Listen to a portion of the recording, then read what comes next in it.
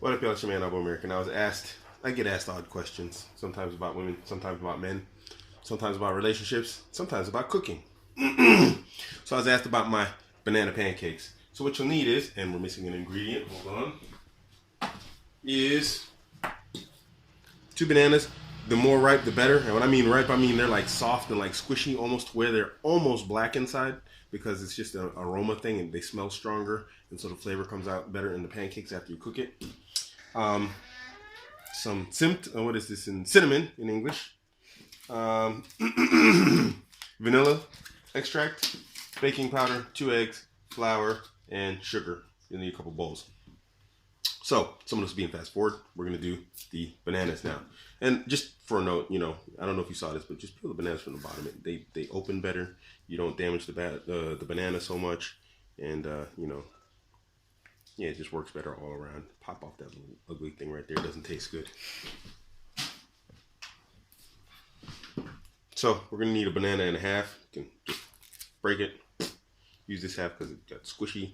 And we'll just put it here. I'm gonna eat that other half. So squish it up. This is gonna be the fast forward part.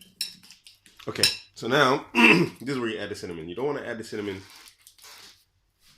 Okay, just a second. You don't want to add the cinnamon into any liquids, because what happens is cinnamon, it'll gather together and it'll sit on top of everything, and it doesn't mix with liquids very well. So you want to mix it with a solid here. Okay, what the heck's going on with the cinnamon? It's hating on me. As much as you like. Mix that in. See, even with the banana, it's like clumps together, as you can see. Just mix it all together. And try and get the chunks out, because those chunks will gather inside the pancake and they will burn if they get near the surface of the pan, and they will, because of course, pancake mix is liquid and the heavy parts sink to the bottom of the liquid despite how thick it is.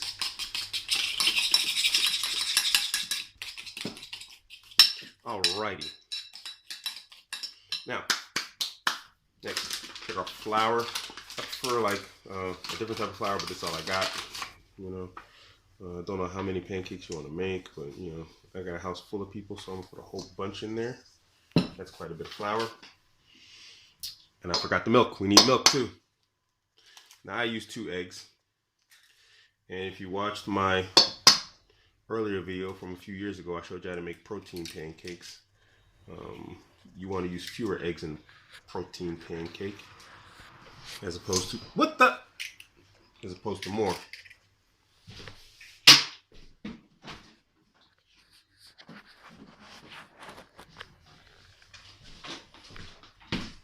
I use full fat milk, 3.5% or 3.8. Wow, okay, that's really 3.8% fat. This is not the bad fat that like makes you fat.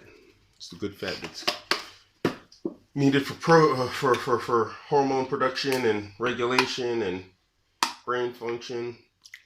Pour all that up in there. You can add the vanilla now. Boop. And yes, I am adding 2 packs. I do like a very vanilla-y, banana-ish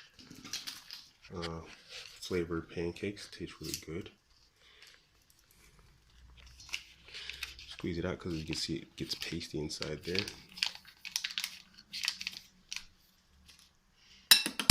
And mix it up.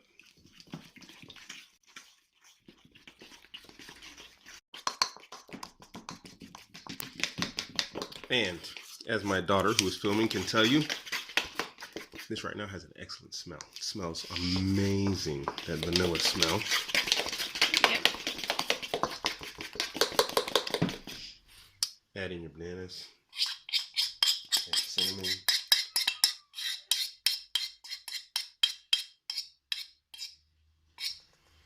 So now, as you can tell, it's too thick, but we're going to fix that. We're going to put some baking powder in here. Thick.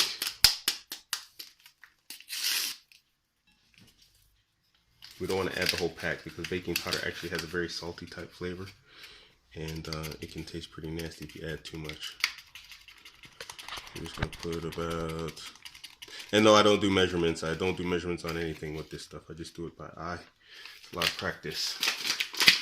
As I said, it's too thick, but we're not worried about that right now because we're gonna add a lot of other stuff. We're gonna add a little bit of sugar, not a whole lot. Sugar's worse for you than salt. And then we're gonna add more milk to thin it out. Back to mixing.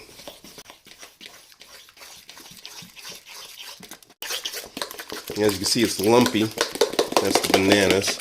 And it's some of the unmixed flour. Don't sweat it. So now we're going to roll it around, check its consistency. It's a little bit too thick for what I like. We add a little bit more milk. And you can see there's enough baking powder in there because of the bubbles. Look, you see how the bubbles are forming? Even though I was mixing it up, these little bubbles are forming. That's because the baking powder is doing its thing. Alrighty. That's the first phase. Okay, on the next part, what we're going to do is we're going to start cooking. Now, this is a preheated pan, so what I like to do, I use either coconut or olive oil. But since coconut oil has such a strong smell, and it carries the flavor over and everything, and olive oil less so, I'll use a little bit of olive oil. Now, one thing I also like to do, but don't use a whole lot of it, is butter. It's just for sticking purposes. Just use a little bit of butter. The problem with butter is it burns. And it'll start to turn black, and your pancakes will start to blacken with it. So you don't want to use too much because it'll start to smoke. And olive oil does it also. That's the one thing about coconut oil that I like cooking with coconut oil. Not only is it healthier, but it doesn't smoke, it doesn't burn when you're cooking at high temperatures. Now this might be a little bit too hot, but we're gonna find out. So what we want to do right now is just do like one pancake, find out if you've got enough baking powder in there for it to rise, and you know how it's all going to turn out. So what you do is just run a little bit inside there. Sorry about the lighting, guys. The lighting in this kitchen isn't the greatest. Don't make a mess. And it's not hot enough, but hey, we'll just wait.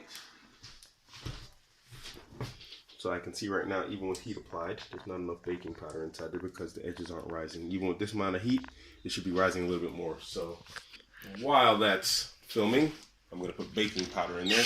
And you guys will get the fast forward version in the video. Okay, this is taking a long time because I didn't have the heat up high enough. So what I'm going to do is just going to check the edges here. And you can see the bottom is still like very light colored, so it's not flippable. So you're just going to wait. Generally, they tell you wait for bubbles to form, like these bubbles, and then when they pop and the surface seems a little bit dry, but sometimes that's too long. The bottom will burn, and then the top will look okay. And when you flip it over, the bottom is black, and of course we don't want that. We want quality pancakes. But you do see the bubbles forming very nicely here, like it's supposed to.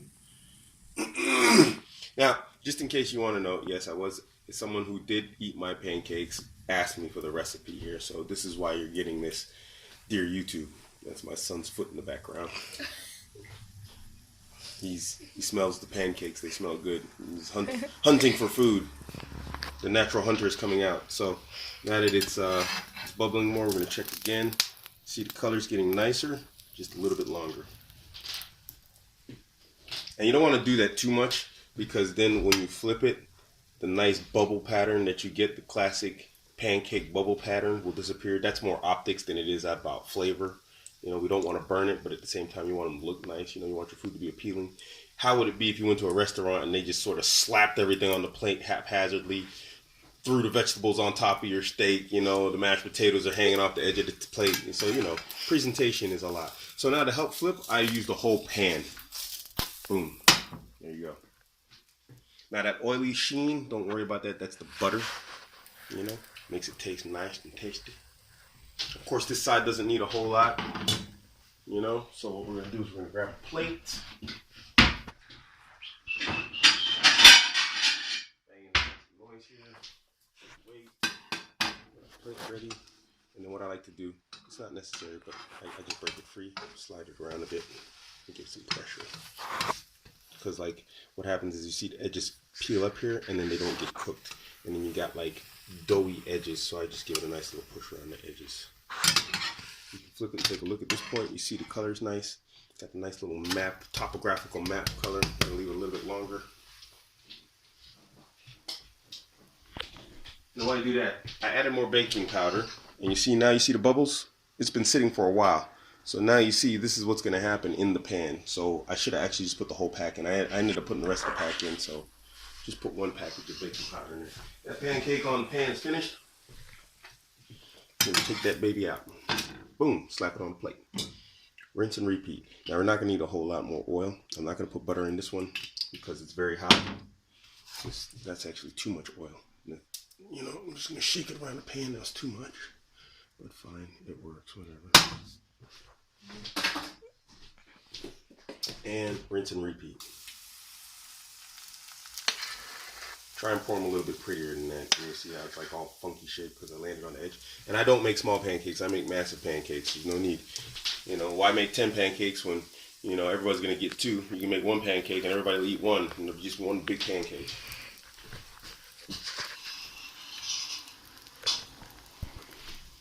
So, that's the secret to my banana cinnamon pancakes. You can go back and check my protein pancakes for you fitness-minded people, because, you know, I was into bodybuilding and weightlifting and everything, and how it can help you fight off carb starving.